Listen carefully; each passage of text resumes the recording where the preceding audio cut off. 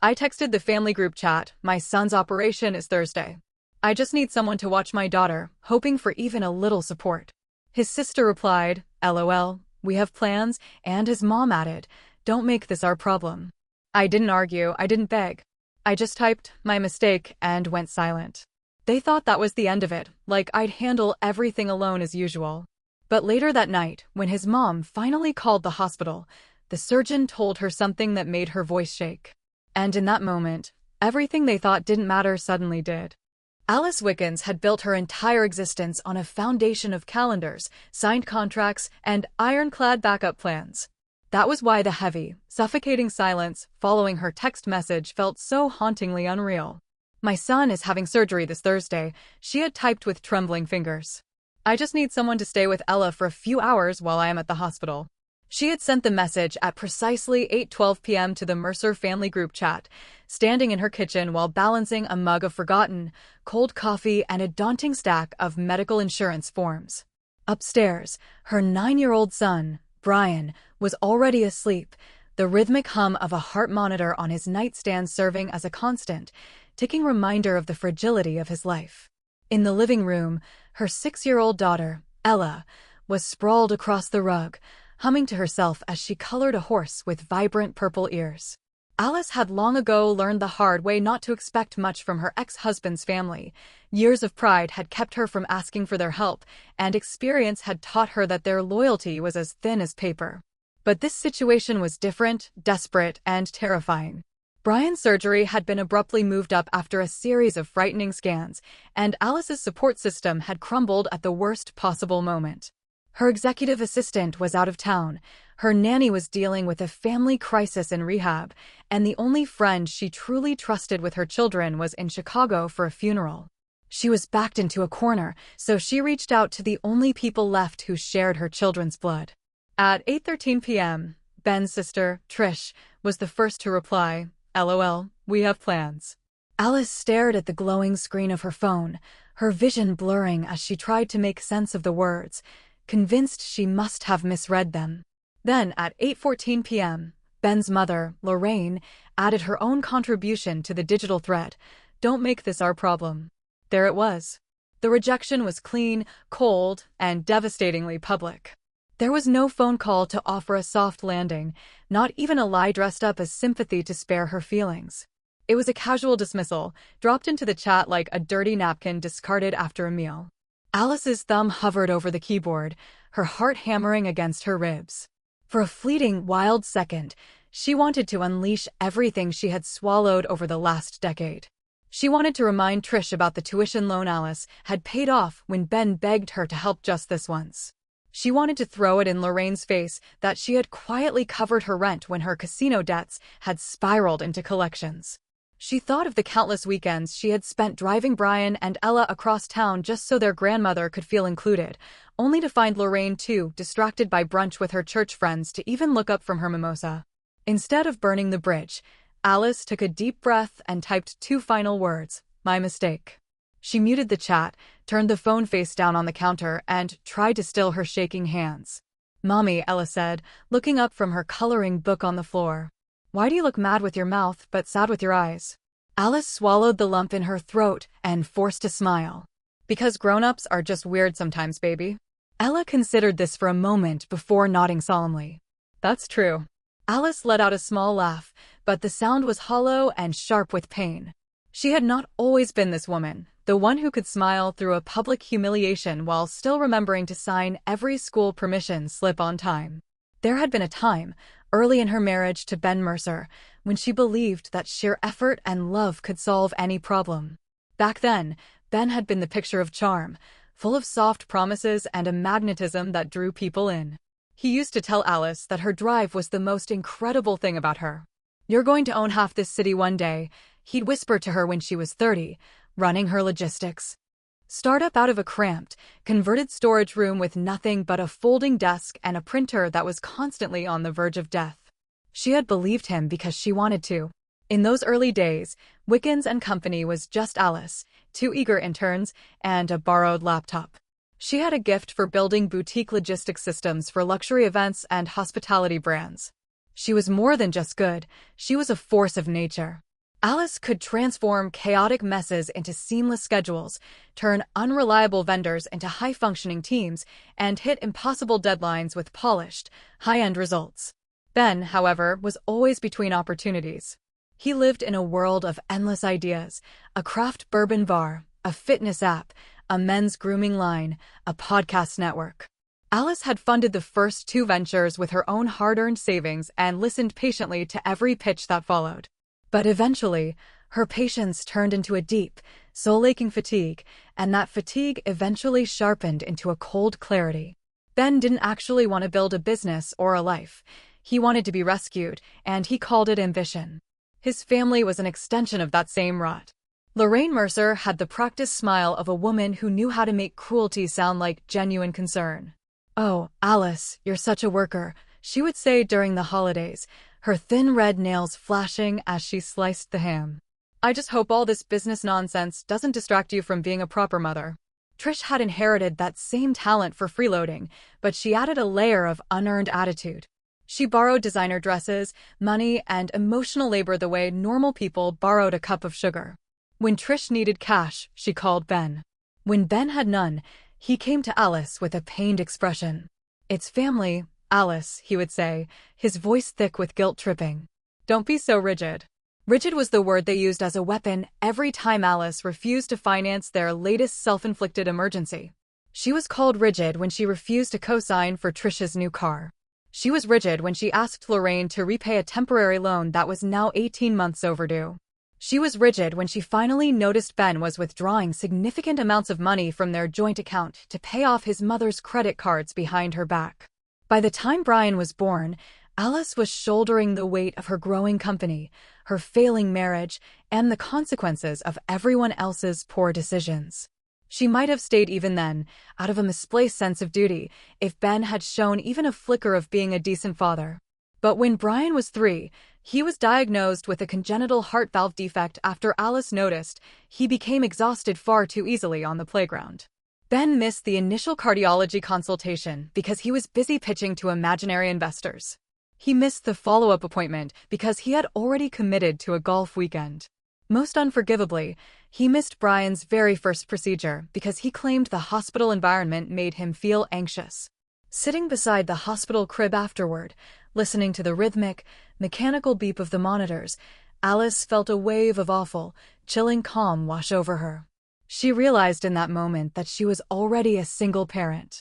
The divorce followed 2 years later, and it was as ugly and expensive as she had feared. Ben painted himself as the victim, telling anyone who would listen that Alice had become cold and obsessed with her career. Lorraine called her selfish to her face, and Trish spread rumors that Alice thought she was too good for the family. Alice didn't defend herself. She stayed silent, focused on her children, and took primary custody. She poured her energy into expanding her business and eventually bought a clean, sunlit house with blue shutters and a large kitchen table that could seat 6. She hired people carefully, loved her children fiercely, and learned the art of moving forward even when her body was screaming with exhaustion. By the age of 38, she had 30 employees and a highly respected company. But she also carried a private, silent terror, the fear that no matter how much success she achieved, no one would ever truly be there for her when the world fell apart. Thursday morning proved her darkest fear to be a reality. The surgery was set for 6:30 a.m., and Alice was awake by 4 a.m., her mind already racing. She dressed in professional navy slacks and a cream sweater, something that looked composed, but wouldn't show the wrinkles of a long day in a waiting room. She gently braided Ella's hair while the little girl leaned sleepily against her shoulder. Then she carried Brian's small overnight bag to the car. He looked so pale in the early morning light, his favorite stuffed fox tucked tightly under his arm. "Is it going to hurt, Mom?" he asked quietly as the gray dawn began to break across the windshield. "A little bit," Alice admitted, refusing to lie to him. "Are you going to be there when I wake up?" She reached back from the driver's seat and squeezed his small, cold hand. "Before, during, and after," she promised. "I'll be annoyingly present, actually." That earned her a tiny, shaky smile. At 5:11 a.m., Alice sent one last text to Ben. "Brian is being admitted now. If you're coming, be here before 6 o'clock." There was no response. At 5:43 a.m., her neighbor, Mrs. Alvarez, opened her front door wearing her robe and slippers. "Bring the little girl here," the woman said firmly, not even giving Alice a chance to explain or apologize for the early hour. "And don't you dare try to argue with me." Alice felt a sudden prick of tears behind her eyes as she hugged the woman. At the hospital, the world shifted into a blur of fluorescent lights and cold procedures. There were bracelets to be checked, endless signatures for consent forms, and lists of allergies to confirm. A nurse with kind eyes and remarkably fast hands prepped Brian for the theater. He tried to be brave, but when they began to wheel him toward the pre-op room, he reached out for Alice with both arms. "I changed my mind," he whispered, his voice cracking with sudden panic. "Mom, please don't let them." Alice leaned over the bed and kissed his forehead, her voice steady and sure. "Look at me, Brian. You are safe. Do you hear me? You are safe." Dr. Shaw, the pediatric surgeon, crouched down beside the bed. "Brian, your mom has already asked me 12 very difficult questions, and I answered every single one of them. Do you know what that means?" Brian sniffed, looking at the doctor. "What?" "It means she hired me emotionally," Dr. Shaw said with a wink. "I work for both of you today." That managed to coax a small, shaky laugh out of the boy. Alice stayed by his side until the anesthesiologist gently guided her away. Then, the long wait began. As Alice sat down in the surgical waiting area, she thought that if waiting had a physical texture, it would feel exactly like these hard plastic chairs and the hum of air conditioning that was always just a few degrees too cold. The world could have ended that morning, and Alice Wickens wouldn't have noticed.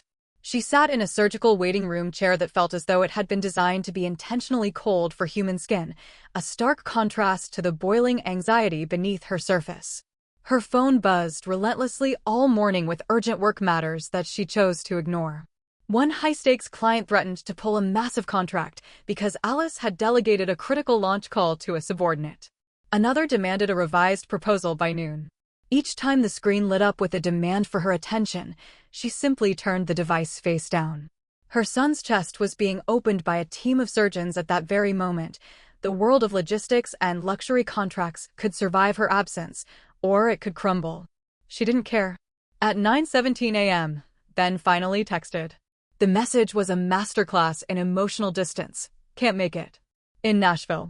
Let me know how it goes." Alice stared at the words until they blurred into meaningless shapes. Nashville. There was no "I'm trying to get home," no "I'm headed to the airport," not even a shred of performative guilt. It was just an absence delivered in one neat, effortless line. She didn't bother to reply. Her silence was the only thing she had left to give him. At 11:02 a.m., the heavy doors swung open and Dr. Shaw entered the family consultation room. He was still wearing his surgical cap, and his face was set in an expression serious enough to make Alice's heart stop in her chest. "There was more scar tissue than the initial scans suggested," he began, his voice low. "We corrected the valve, but he suffered a brief rhythm complication when we tried to come off the bypass." Alice gripped the edges of her plastic chair so hard her knuckles turned white. "Is he alive?" she whispered, the words barely finding air. The surgeon's expression softened instantly, the professional mask slipping to reveal a fatherly empathy. "Yes, he is stable. He is in recovery now, but the next 12 hours are the most critical." Alice closed her eyes as the room seemed to sway around her. "Thank you," she sobbed. "Thank you." With nowhere else to put the sheer force of her relief, she found her way to the hospital chapel. She didn't pray with elegant words or grand gestures. She simply sat in the very back row, covered her face with her shaking hands, and let the tremors take over her body. By late afternoon, she was finally allowed to see him. Brian was in the pediatric ICU, looking heartbreakingly small and pale beneath a complex maze of tubes, lines, and humming machines. Alice took her post beside his bed, tucking one hand carefully around his small foot beneath the hospital blanket, the only part of him that wasn't covered in sensors. A nurse brought her a pack of crackers that she didn't touch. She remained there as the sun set, her phone eventually vibrating nonstop. Lorraine. Lorraine again. Then Trish. Then Ben. Alice silenced every single one of them. Across town, the reality of the situation had finally pierced the Mercer family's bubble of denial. They had realized, far too late, that the operation wasn't some dramatic inconvenience Alice had invented to ruin their week. Ben had apparently landed back from Nashville and retreated to his mother's house, where a sense of frantic outrage had quickly replaced their earlier indifference. "What do you mean they won't tell me anything?" Lorraine snapped, pacing her kitchen while clutching her phone. "I am his grandmother." She had the hospital administration on speakerphone, but they remained politely firm. Only parents or authorized legal guardians could receive private medical updates. "I know my rights," Lorraine hissed into the receiver. "Call the surgeon directly," Ben urged from the table. "Mom, just call. Tell them Alice is unstable or something. Tell them she's keeping the family away on purpose." Trish, curled up on the sofa, added her own poison to the air. "She always does this. She makes everything about her." Lorraine leaned into that version of events. It was a comfortable lie that restored the balance she craved. She preferred Alice as the villain and the Mercers as the misunderstood victims. Ben managed to find Dr. Shaw's direct line on a discharge packet from a previous procedure, and after enough persistent badgering, they reached the surgeon between his cases. Lorraine's voice shifted instantly to a tone of polished silk. "Doctor, this is Brian Mercer's grandmother. We have been terribly worried. His mother has been extremely emotional all day, and we just need to know what is really happening." There was a long, heavy pause on the other end of the line. Then, Dr. Shaw spoke, his voice dangerously even. "Mrs. Mercer, your grandson is alive right now because his mother got him here on time, answered every clinical question with perfect accuracy, and signed the authorizations while his father was unavailable." "Excuse me?" Lorraine blinked, stunned by the coldness in his voice. "I am in surgery most days, ma'am, and I don't usually comment on family dynamics," Shaw continued. "But since you called my direct line, I will be very clear. Miss Wickens has been alone in this hospital for nearly 14 hours. She has not left her son's side except when instructed. She consented to a high-risk correction without another adult present because no one else showed up to support her." Ben straightened in his chair, his face flushing. Lorraine's mouth tightened. "Ben was traveling," she stammered.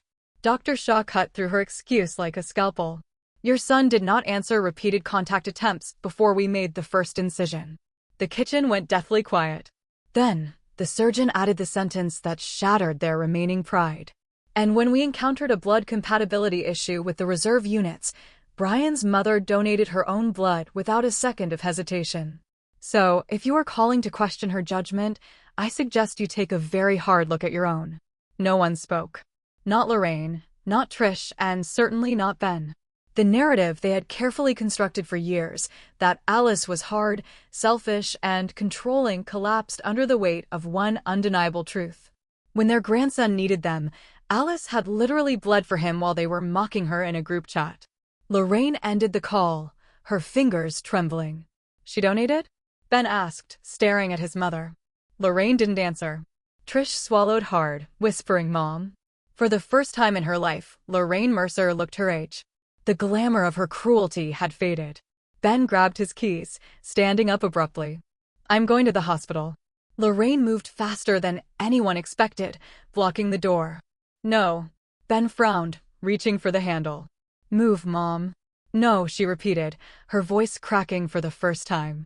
"You are not going in there tonight smelling like bourbon and pretending to be a father just because a surgeon made you feel ashamed of yourself." Ben stared at her, and Trish looked between them, completely stunned. Lorraine sat down slowly at the kitchen table, the same table where she had spent years defending her son's laziness and polishing his failures until they looked like bad luck instead of choice. "This is on you," Ben snapped, pointing a finger at her. Lorraine let out a single, bitter laugh. "No, Ben. This is on all of us." The thing about the truth, Alice would later reflect, is that once it enters a room, it rearranges all the furniture. At 1:12 a.m., Brian stirred in his ICU bed. Alice was upright in an instant. "Hey, baby, easy now." His eyes fluttered open, glassy and unfocused. "Mom? I'm here," he whispered. "Did it work?" Tears burned Alice's eyes so fast she had to bite the inside of her cheek to stay composed. "Yes, my brave boy. It worked." He tried to smile before the exhaustion pulled him back into a deep sleep. Alice bent over and pressed a lingering kiss to his forehead. A nurse touched her shoulder gently. "You can breathe now," she said. Alice laughed through her tears, her voice raw. I don't think I remember how. The next morning, Lorraine appeared outside the ICU waiting area. She was wearing a camel coat and expensive boots that clicked too loudly on the sterile floor. Alice saw her through the glass and felt her entire soul go still. Lorraine didn't sweep in with her usual theatrical excuses. That would have been easier to deal with. Instead, she stood awkwardly, clutching her purse with both hands. Her lipstick was gone, and her face was stripped down to nothing but age and visible discomfort. "Alice," she said softly as Alice stepped into the corridor and pulled the door shut. "You need to leave," Alice said, her voice like ice. Lorraine flinched. "I know what I said in the group chat. I know it was unforgivable. I was wrong." Alice let the silence stretch out, heavy and suffocating. Lorraine looked down at her boots. "The surgeon spoke to me last night," she admitted.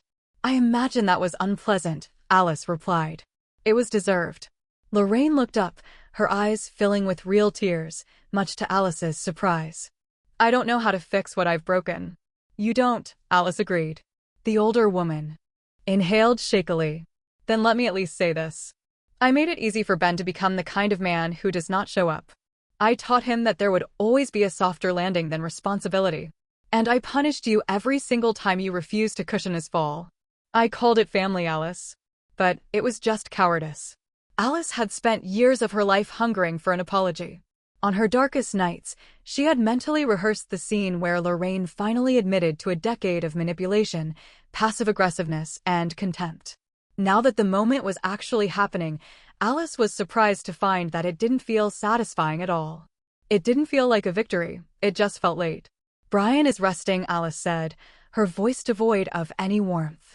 "My daughter is with a neighbor because your family laughed at my request for help. My company is currently being held together by a dedicated staff I trained because your son is utterly useless in a crisis." Alice looked Lorraine in the eye, seeing the older woman's polished facade finally crumbling. "If Dr. Shaw had not looked you in the eye and told you the truth, you would still be standing in your kitchen right now calling me difficult and dramatic.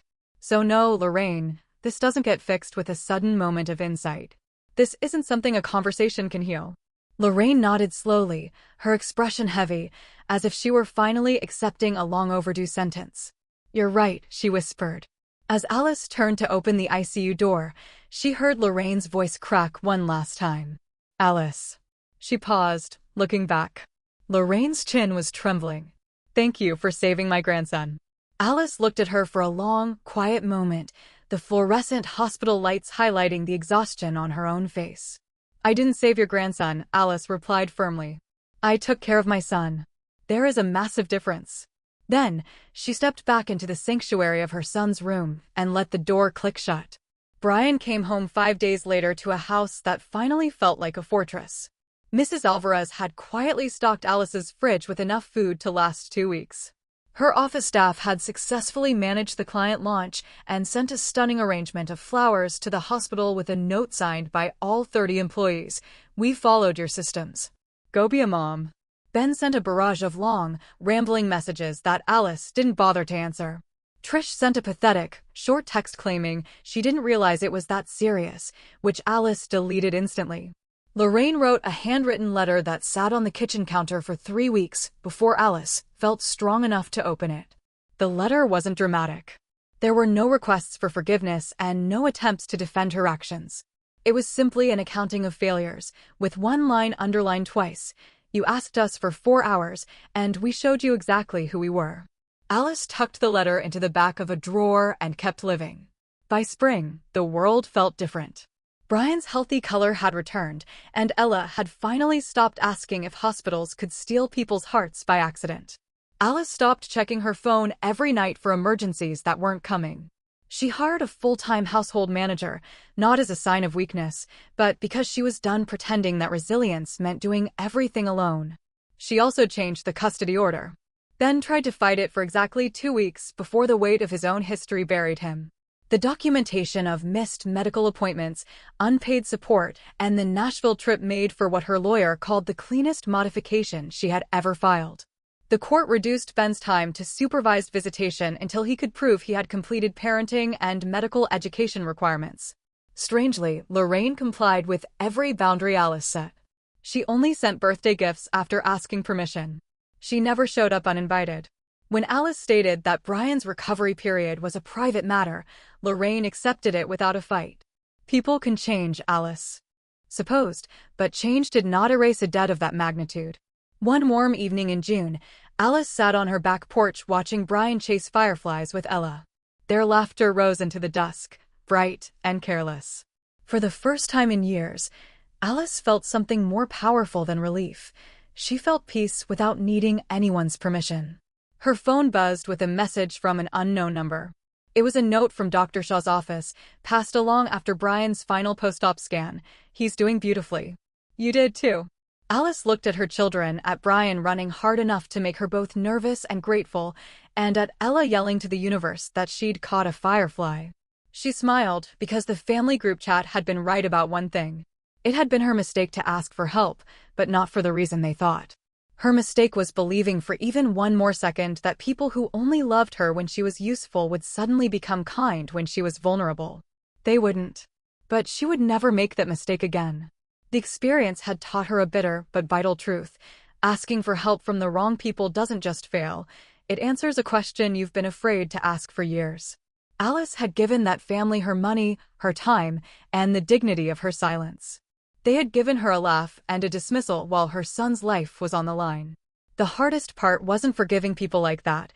It was admitting she had already known who they were and had kept showing up for them anyway.